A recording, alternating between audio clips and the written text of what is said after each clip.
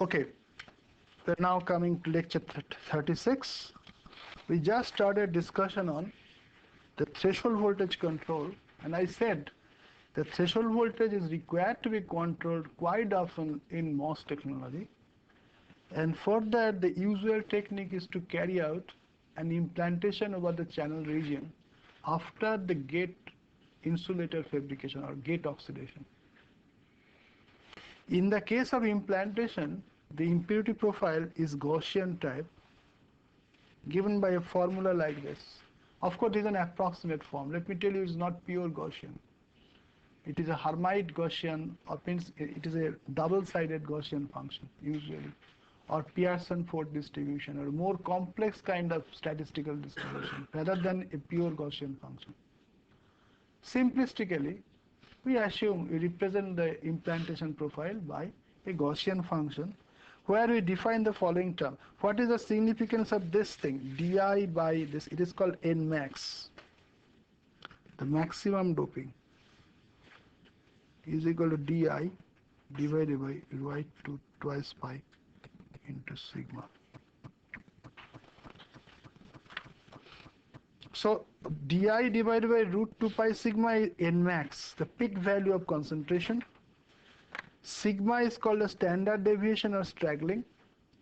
Rp is called the projected range, and Di is called the dose, implantation dose, the number of impurity atoms implanted per square centimeter.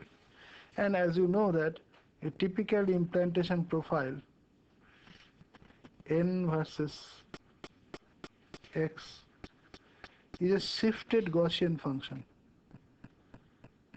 where this one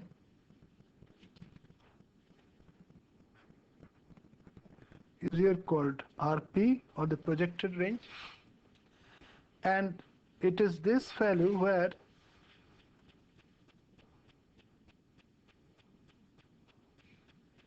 this is your twice sigma, where at this value, and this is your Nmax, e to the power minus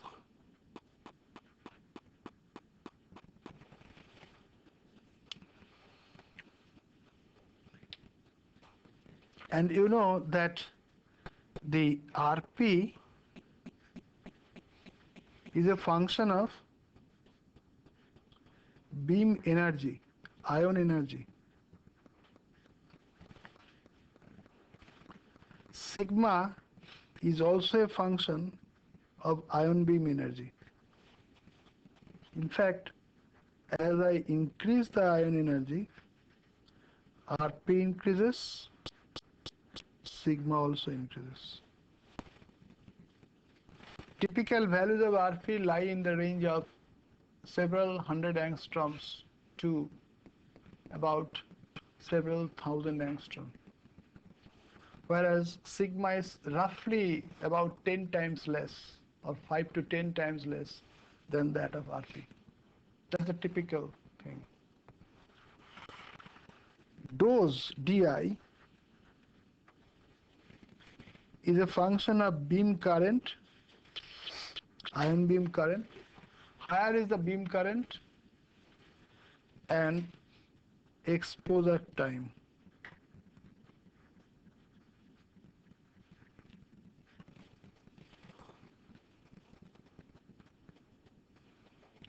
So it is a product, it's proportional to the product of ion beam current and the exposure time during implantation. That means the total charge deposited. Product of current and time is nothing but the charge. So Di will increase if ion as well as time, the product increase. Ion beam means that ion implanter is usually what is done in an ion implanter. You produce the ions of the particular dopant, say boron B plus ions or Bf2 plus ions, for arsenic As plus ions, phosphorus P plus ions, antimony plus Sb plus ions. These ions are produced, they are extracted beam is formed. They are, they are accelerated by suitable voltage accelerators. They are purified and then allowed to impinge on the substrate. As a result, these ions get implanted inside. That's how you are producing a doping, instead of normal diffusion. As I told you that the main thing is the implantation. So after oxidation, what we do, after gate oxidation, followed by the gate oxidation,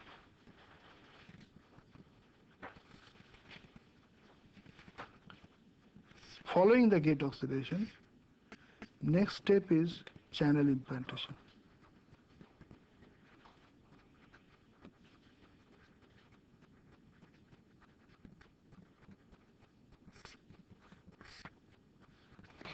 And this channel implantation is used for threshold adjustment.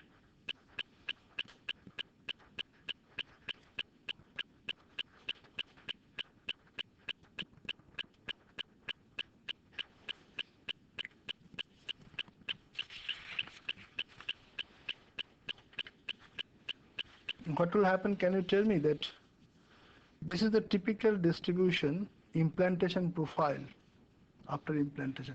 Normally, please, I should tell you that just immediately after implantation, the device does not work. In fact, there are a lot of damages created. And you know that you always need some annealing. After implantation, there must be some annealing, high temperature treatment, which will restore the damages and which will cause the electrical restoration. That means that most of the ions which remain in the interstitial site, they come to vacational site, the substitutional site, okay, vacation sites, and as a result, you get the electrical activity. So channel implantation means always finished by anneal. This must be remembered. Without anneal, the implantation is a meaningless thing. One must anneal after implantation. Now, in this case, what happens after the channel is implanted? What we are doing? Say, in a case of a NMOS device, this is your X. This is 0. 0 means the surface, and this is a plot of NX. I had a uniformly doped substrate, which is Na.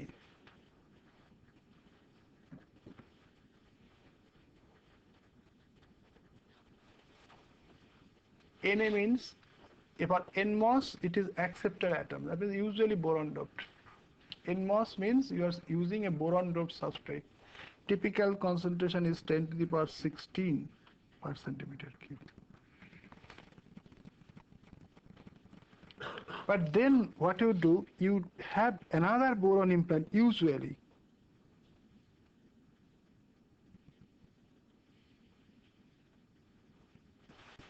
This is a boron implant. Usually. Not necessarily always you have to use boron implant.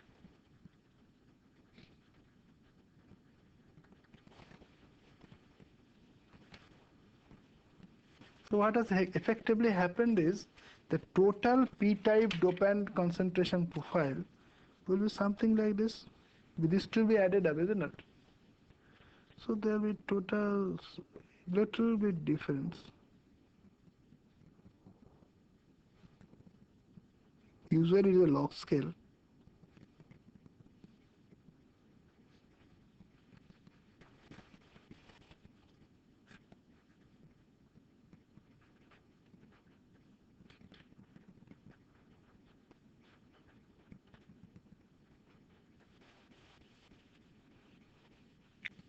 So what I said, initially the substrate is uniformly doped with about 10 to the 16 boron atoms per centimeter cube.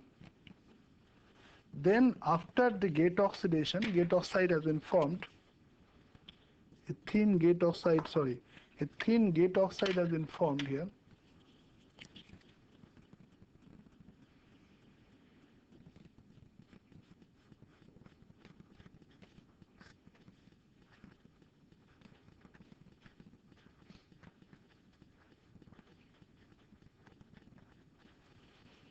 And through that gate oxide, you have introduced, it is so thin that it is ideal for implantation. In fact, implantation requires some kind of scattering process to avoid channeling effect. So when you do implantation through the thin, ultra-thin gate oxide, it is a doping profile like this is created. And in the case of same type of doping, that means here the substrate was p-type doped, and the implanted atoms are also p-type atoms, p-type dopants. So the total concentration profile will be like this. Okay. As a result, suppose initially when I did not dope it, this was the value of your Dmax.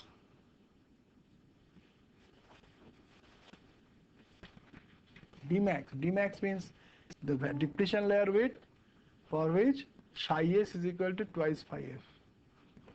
But with this, what is going to happen?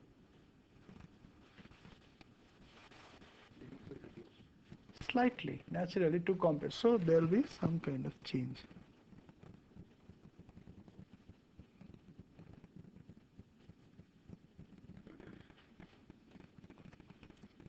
But let me tell you, usually this is a very small and very, they are all confined very close to them.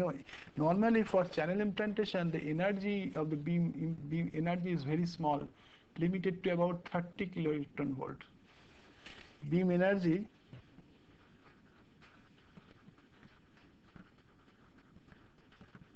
is of the order of 20 to 35 keV.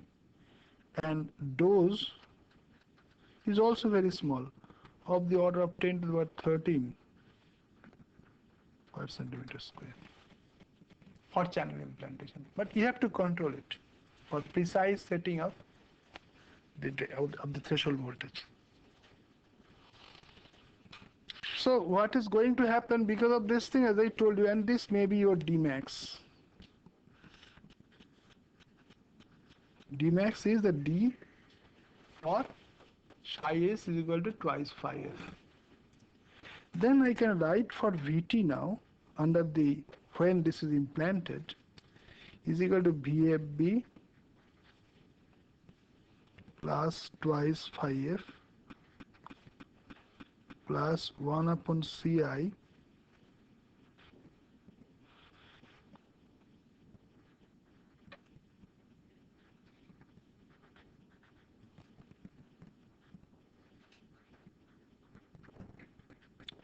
assuming that substrate bias is there, so you have to include, you may include substrate bias, no problem, plus some additional charge which was not considered earlier,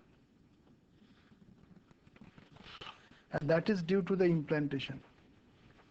The additional charge is nothing but the number of impurity atoms implanted per square centimeter, that is Di, multiplied by Q, and that is located practically at the surface. Let me tell you, the implantation is carried out at a very low energy. It is not intentionally, you don't put it inside. It should be kept very close to the surface so that you cancel the surface charge. There was a positive QF, is it not? There was a positive charge at the interface. This I called QF. To cancel the effect of the QF, in fact, they are introducing some negative acceptor ions close to the surface.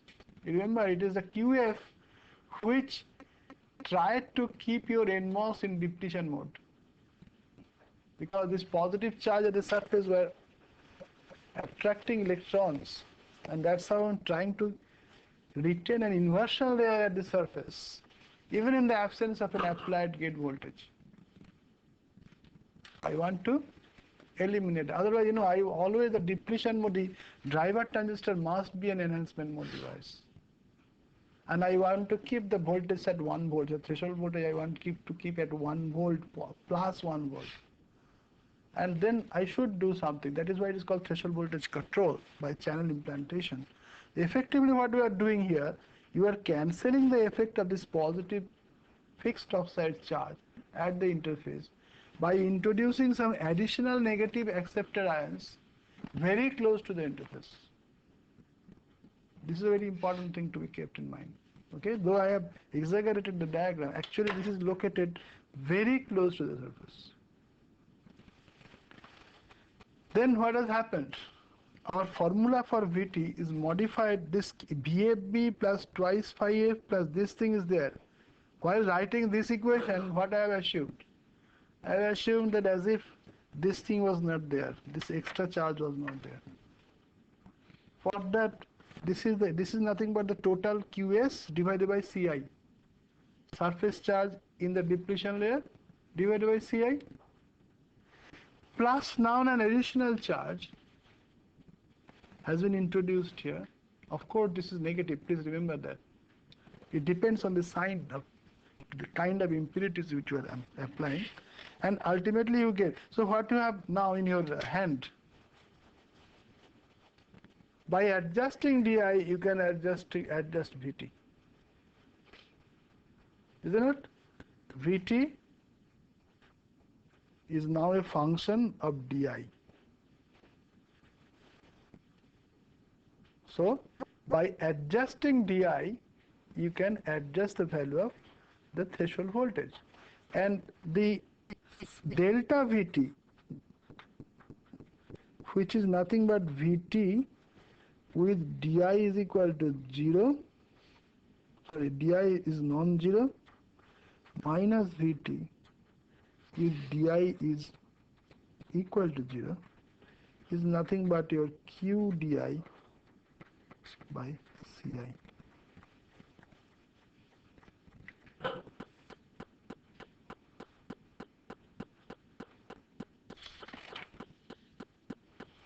Once you have understood this, we can now try to, is okay? So the change of threshold voltage. Why don't we use diffusion? Huh? Diffusion is no control. You know, diffusion problem is here we are thinking of control in the range of few hundred angstroms. While diffusion, it will be always few thousand angstroms. Diffusion is okay for lateral, second as a drive-in process. But in modern devices where the junction depths have to be controlled to sub-micron and deep sub-micron, diffusion is an obsolete process. Pre-diffusion, you know, the diffusion, introducing impurities by the pre-deposition diffusion is an obsolete process now. People use implantation and then a drive-in diffusion, or people are nowadays using rapid thermal anneal rather than ordinary anneal to preserve the doping profile, at the same time to restore the damages and to restore the electrical activity. Anyway, this is a topic which is beyond the scope of this, and at the end perhaps I can discuss something about it.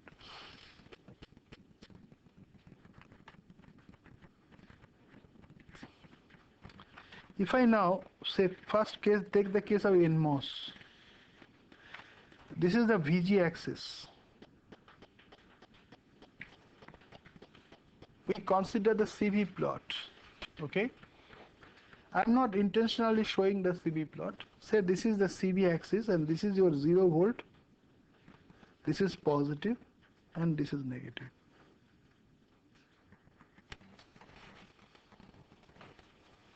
After the fabrication of the MOSFET,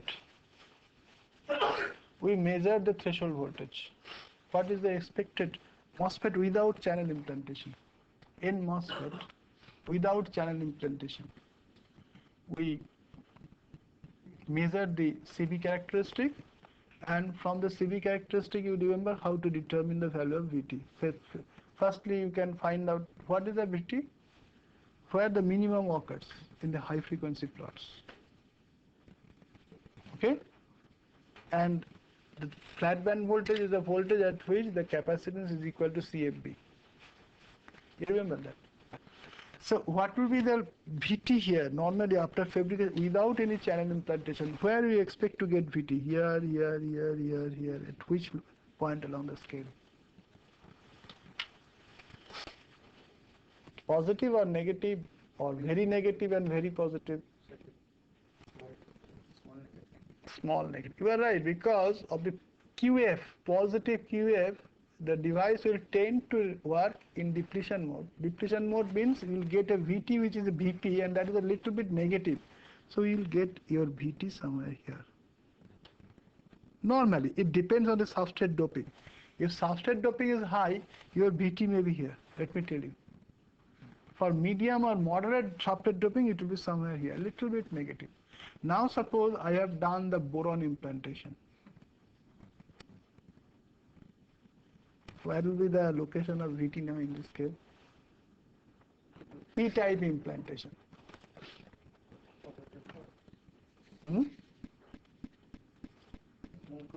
Positive, because now it will work, because you have cancelled the effect of the negative positive fixed charge by the negative Na ions, accepted ions. And am I correct? When you are introducing some extra accepted ions near the surface than the bulk, when depletion layer is created, holes are removed from that place. So what is going to happen? As a result, you will get some extra accepted ions near the surface in addition to the normal number, and that will have the effect of cancelling the effect of positive fixed charge. So that is what is actually given in this formula also. You can easily understand. Effectively, we can say that either VFB is modified by VFB plus this, or you can say VT is modified by whole thing plus this. Okay. What will actually happen? Suppose after I implant, what will be the value of VFB you will observe now?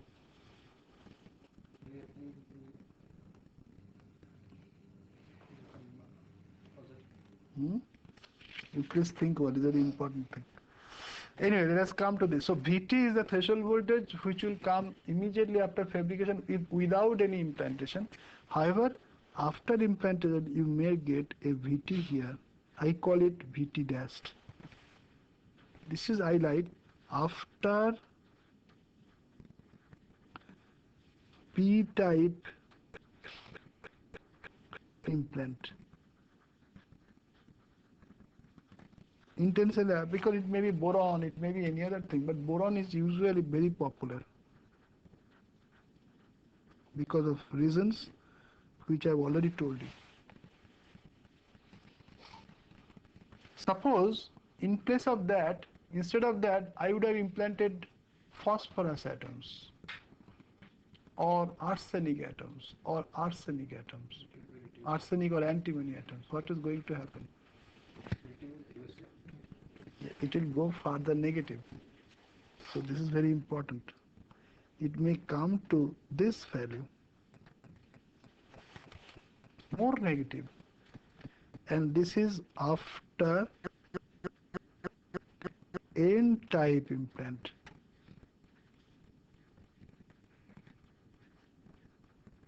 Maybe arsenic, antimony, phosphorus. What is the mode of operation in the original case? Depletion.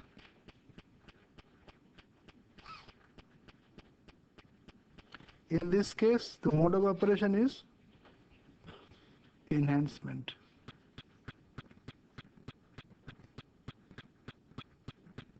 In this case, the mode of operation is depletion.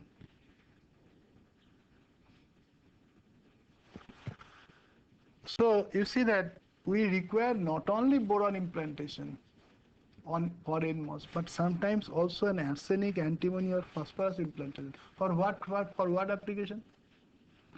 For NMOS inverters with depletion mode load. For NMOS inverters with depletion mode load, which is called an HMOS inverter, high performance MOS inverter.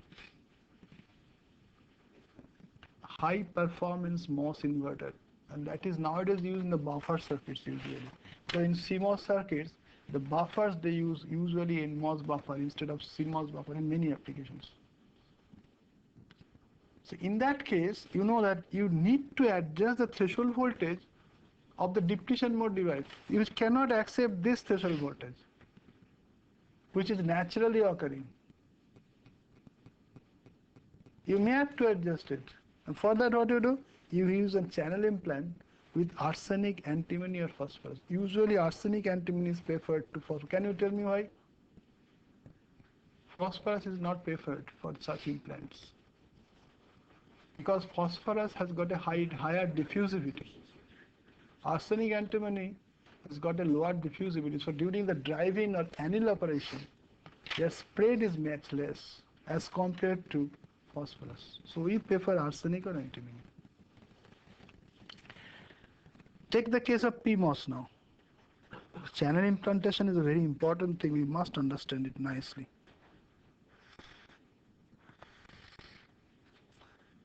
This is your VG scale as before. This is your 0. Plus, minus. After fabrication without channel implantation, where is the VT to be located? Where the VT is to be located? This side or that side? For PMOS,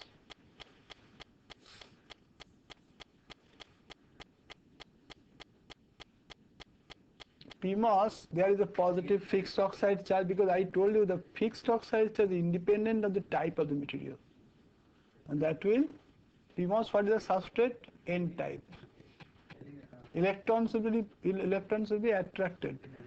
So it will keep the surface in accumulation. The presence of fixed oxide charge will keep the surface in accumulation rather than in inversion. And you have to remove the electrons and attract the holes. So you have to apply a negative voltage. Yeah, you are right. Therefore, your VT may be somewhere here after fabrication. Not a negative VT. Always for PMOS, you will get a negative VT. And what will be the operation, mode of operation? Enhancement.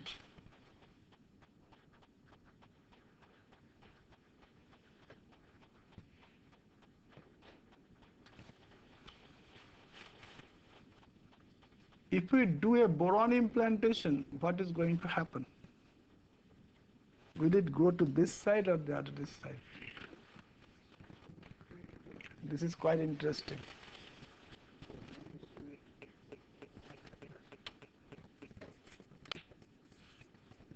Say boron implant will again try to negate the effect of the fixed positive charge. If the fixed positive charge effect is negated, then what is going to happen here? The accumulation, the device will normally come out of the accumulation condition in the zero bias condition, zero gate bias condition. So it will be the same thing. It will go right to the right with P-type implant and to the left. So it may come here, either here or here, you do not know. It depends on, let us assume that it will come here. And that is interesting to us. After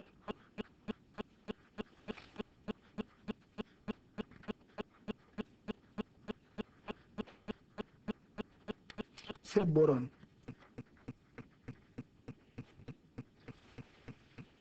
and this is, of course, in this case, this is a depletion mode device. This is very interesting. For a PMOS, a threshold voltage which is positive means it is a depletion mode device. And with the same kind of thing, it may come to here with after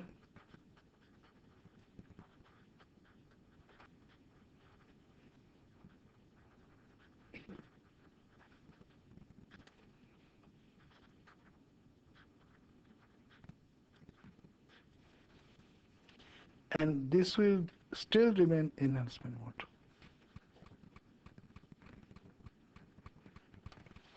Okay, therefore it is a very important thing. Suppose some of you may go into the device field in your future, either in design or in fabrication.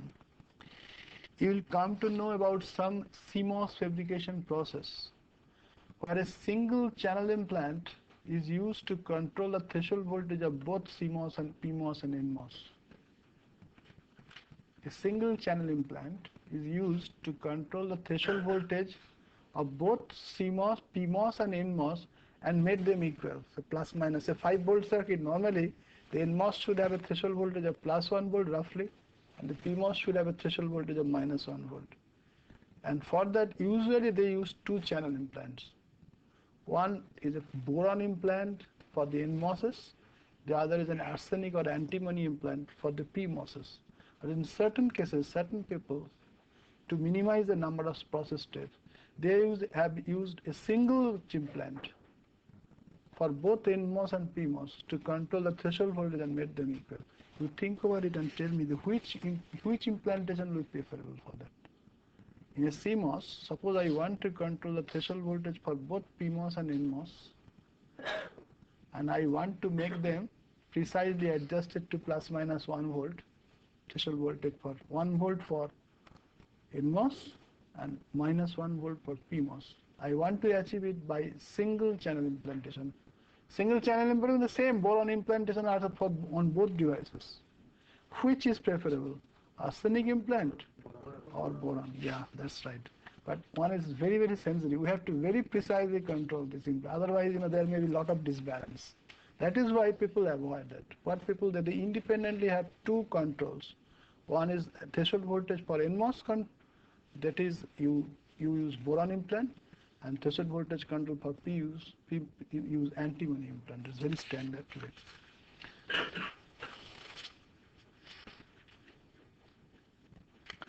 When you consider the channel implant, one thing usually comes, that is what is called substrate bias sensitivity.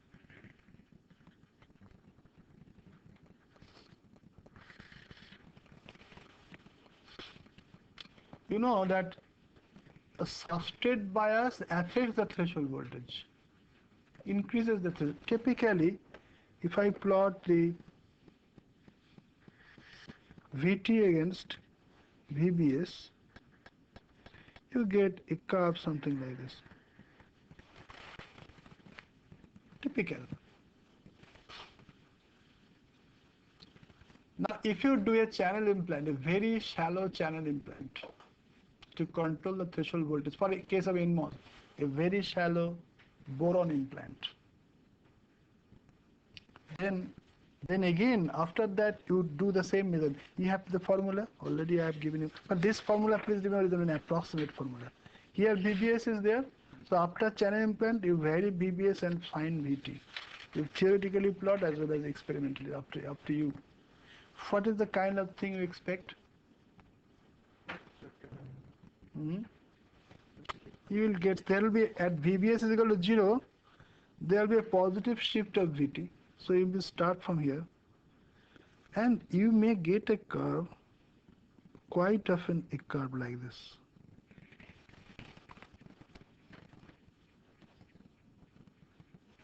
And you note a thing, very precisely I am drawing this.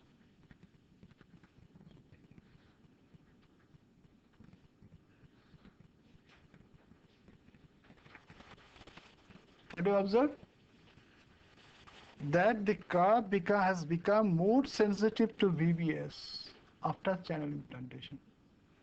That happens, you can easily find it out. Normal rule is, if you are using a very shallow implant with a very high dose, high dose means relatively higher dose, you will tend to get a curve like this. Whereas, if you are using a relatively deeper implant, not very, very shallow, with a little bit less Nmax value, your curve may be something like this. This is the curve for shallow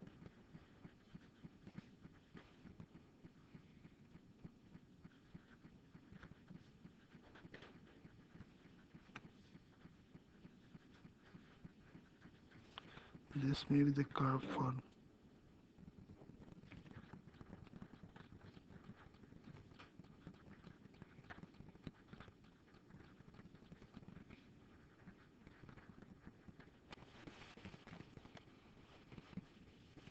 Which one is preferable? Which is it desirable that this effect, that the body effect, is it a very desirable? No, I don't think it's a good effect, because you are unnecessarily the load transistor is subject to body effect, and that creates a lot of problems. The lower is the body effect, most desirable it is from the device function or the circuit function point of view. Okay? Therefore, there must be a trade-off. So many important things are there, that there must be a trade-off, that yes, a shallow implant with high NMOS may be preferable from threshold voltage, more effective threshold voltage control you can get. In fact, this starting point will be like this here in the second case.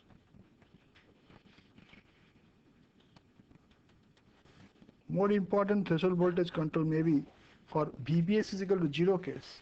But when you apply a VBS, you see the advantage is lost to a great extent because of the higher substrate bias sensitivity for the case of shallow high NMOS implant.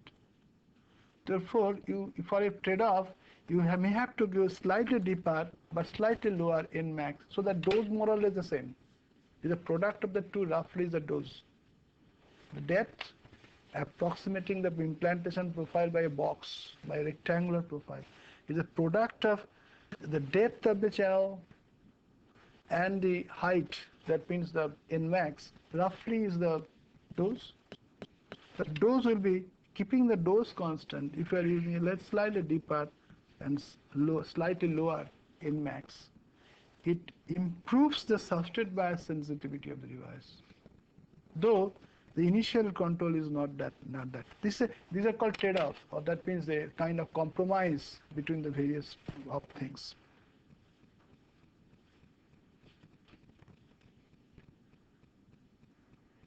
Can you tell me that substrate, the channel doping, does it have any other bad effect on the device performance?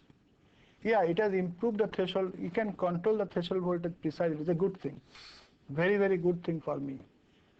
But one thing you already observed, that yeah, it creates some bad effects so far as the substrate's bias sensitivity is concerned. Any other bad effect if you anticipate? You remember our subthreshold slope is a function of CD, the depletion layer capacitance, CD, dynamic capacitance of the semiconductor surface. CD, higher CD means more slope, and that is undesirable. Desirable, undesirable? Undesirable. Now, if you do channel implantation, do you think there is a possibility of the CD will increase?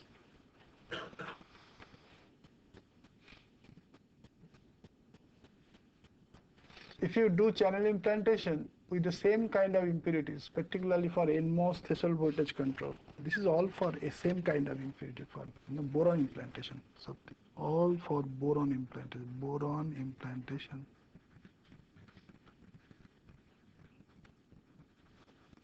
We are discussing only special because this is most popular. By channel implantation, normally whenever we do not mention anything else, we assume it is boron implantation in NMOS. Other cases are not, have to be separately told, specified. If you do not specify by channel implantation, normally we mean boron implantation. So when you do boron implantation in NMOS fabrication, do you think that S will increase or decrease, or will remain constant? Yeah, because as you have a channel implantation and the dose is increasing, your CD must increase. The surface charge is increasing. The CD will increase, and CD will increase means S will increase. It is bad. Have you seen a very interesting thing which has happened now? To improve one thing, the other two things have deteriorated. Both the substrate bias sensitivity and the threshold, subthreshold slope, both the two other very important parameters, they have deteriorated to a certain extent simply to adjust the threshold voltage. Of course, for boron implantation in NMOS, what is going to happen? Suppose if I had done here for this particular case, if I had done arsenic implantation,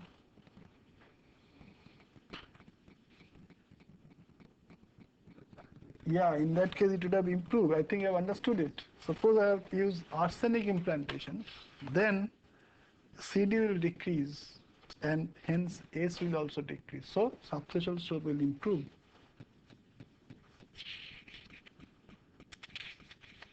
But anyway, as I mentioned, boron implantation in NMOS is to be used. There is no alternative. And in that case, similarly, arsenic implantation in PMOS is also to be used. In both cases, these two things will happen. The substrate bias sensitivity will be more, and the subthreshold slope will be increased, and both are undesirable. So you have to make a trade-off in the design.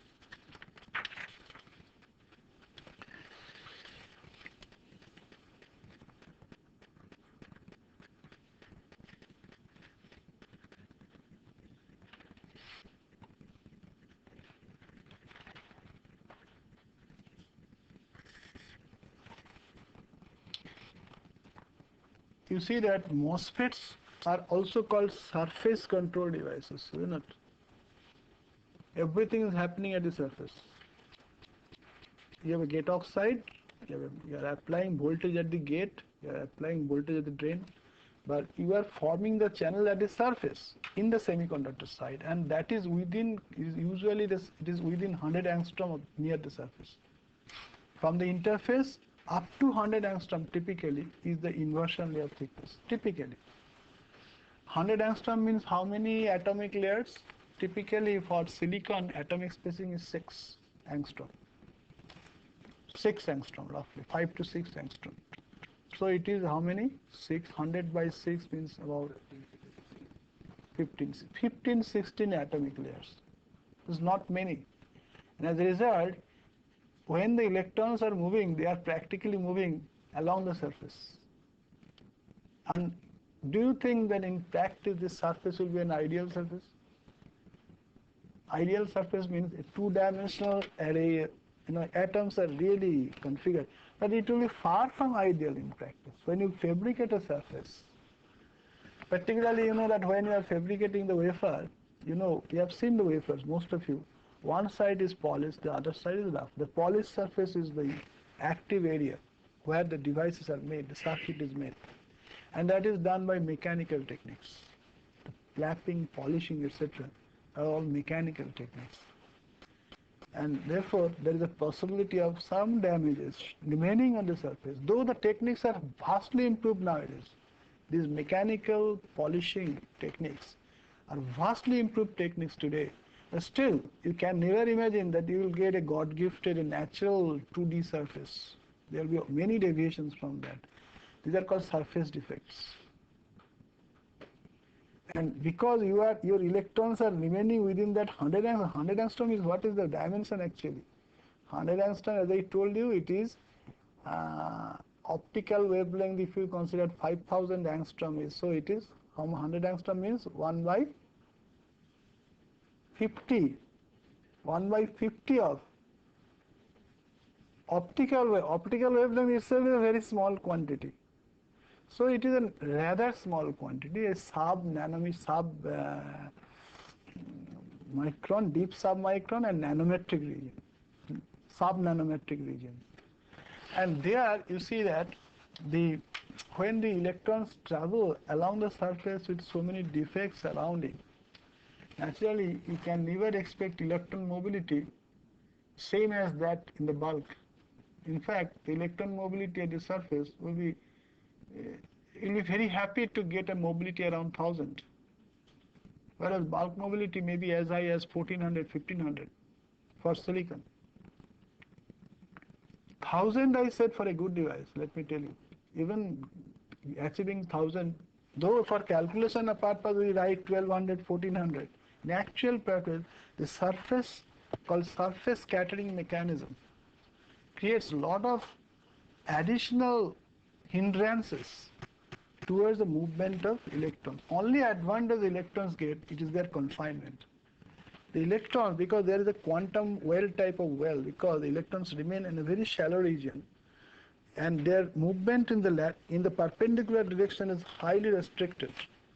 So there is a two-dimensional confinement, and that has some advantage, in fact produce some mobility advantage. Otherwise, the mobility at the surface is highly limited. Therefore, people thought, can you not make a device where the electrons are compelled, are forced to travel not at the surface but slightly below it, so that you get a full advantage of the bulk. And with that kind of thing, some devices came that is called bulk channel, which is not popular now, excepting for very special applications. Bulk channel MOSFETs are not that popular. I will not go into the details of that, I will just give some indications. Suppose you have, it is done also in practice, in some cases.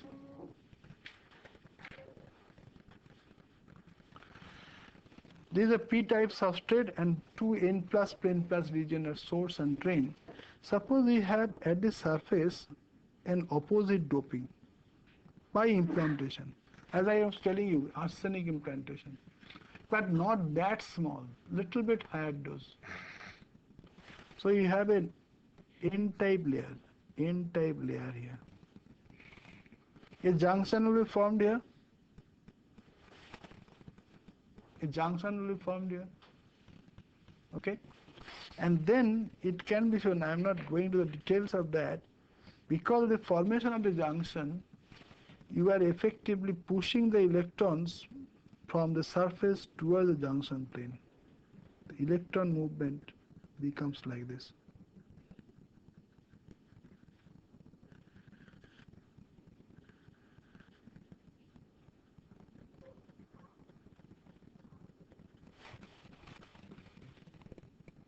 That is a depletion region. Hmm? That is for the depletion region. So depletion region means, yeah, that is why this is a, please remember, we are not always forming a junction. Junction means you have to compensate over the p-type. You see that when you have a p-type layer here, you can introduce antimony atoms, but if the number of antimony atoms is still less than the number of boron atom, junction will not be formed. Usually that is the case for normal threshold control. We never create a junction there. We little bit compensate.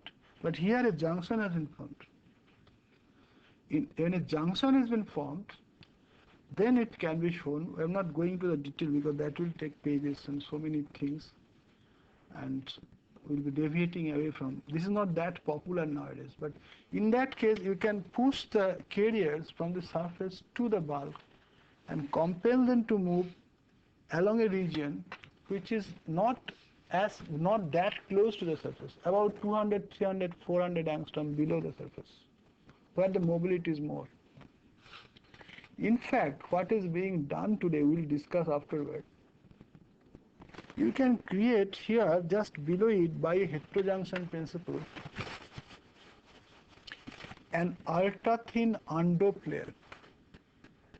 An ultra-thin undoped layer of a higher bandgap material, so that you can create a quantum well with very low doping.